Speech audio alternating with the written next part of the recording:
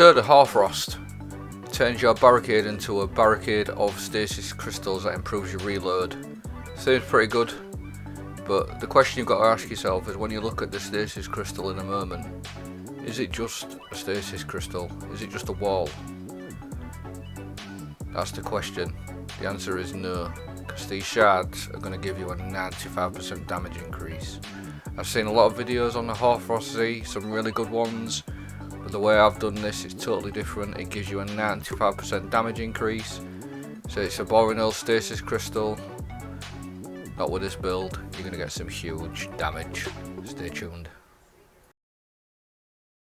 Got a cheeky little vid today on Hoarfrost Z, the Titan chestplate that creates stasis crystals. Whenever you put your barricade down, it's going to give you a huge damage increase on your stasis weapons. For testing purposes, I've just run a Reed's Regretty with nothing on there, 65k per headshot.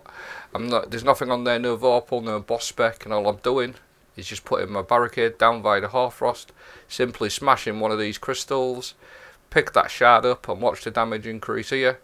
97,000, that's a 50% damage increase, absolutely huge. 49.9, but we'll just round it off to 50. Again, all I'm doing is having to smash one of these crystals, put your barricade down and smash one of the crystals, and then you can add something like Divinity towards that as well, which gives you another 30%. And then if you're running Divinity, you can run something like a Palmyra B with lasting impression and auto loading, something like that. It's another stasis. So this clip here is I'm just showing you the standard shot with the lasting impression Palmyra B. It was 18,084. I'll slow it down just to get the numbers again so we can compare it when we put the Divinity on. So it's 18,421 from the impact, and the detonation hits for 84,937. That's 103,358 in total.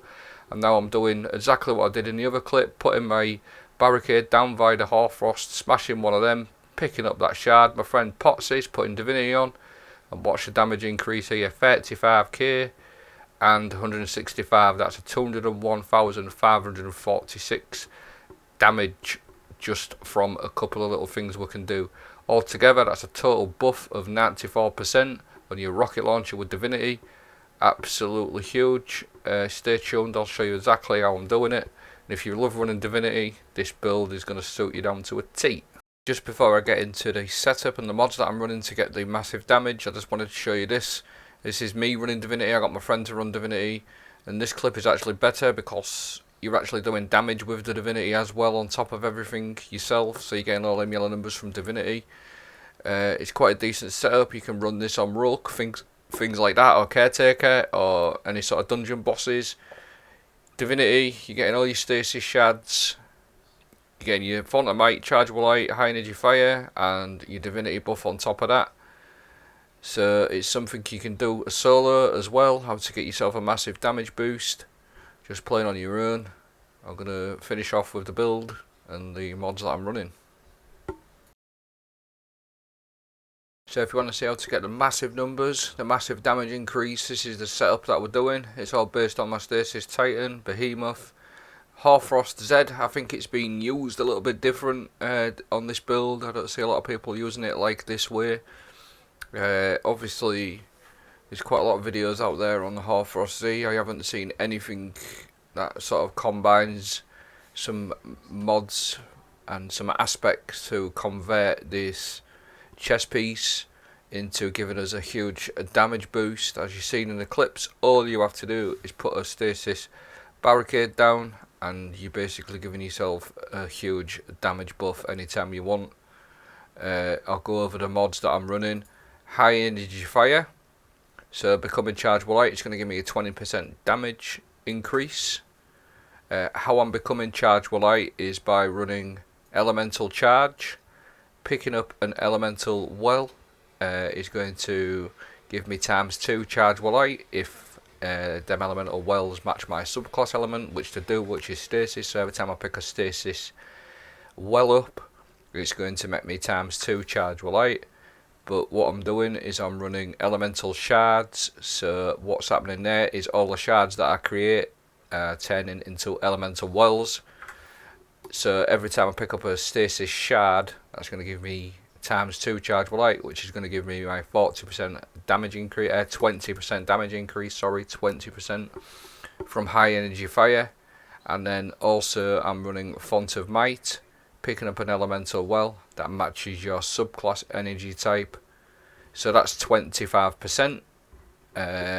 Stasis Shards is obviously allowing me to pick up the elemental wells all the time, because the shards act as like elemental wells. So Font of Might is a 25% damage increase. The interesting thing with Font of Might, it stacks with high energy fire.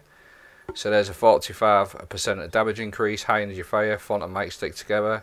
So that's how I do that. And I'm also running elemental time dilation, just to give me an extra 3 seconds of Font of Might. So that's the sort of setup how I'm doing it. It's quite easy to do. All you do is put a stasis wall down from your Hoarfrost Z, shoot it, and that's going to create a shard. You're going to pick that elemental shard up, which is going to make you times 2 chargeable light via that, giving you 20% for your high energy fire, and it's also going to proc your Font of Might, which is 25% extra damage all the time. The only aspect you need to run is Tectonic Harvest. Shattering a stasis crystal creates a stasis shard. This shard grants melee energy when picked up by you or your allies. This is the only one you need to run. With regards to your aspects of fragments, anything else is up to you, however you want to do it. But Tectonic Harvest is the one that we need for creating the shards from the crystals. And why Hoarfrost Z is because it's literally every single time you put a crystal down, you're going to get a shard if you smash it. So I hope the build's been good, the little vid. Take care.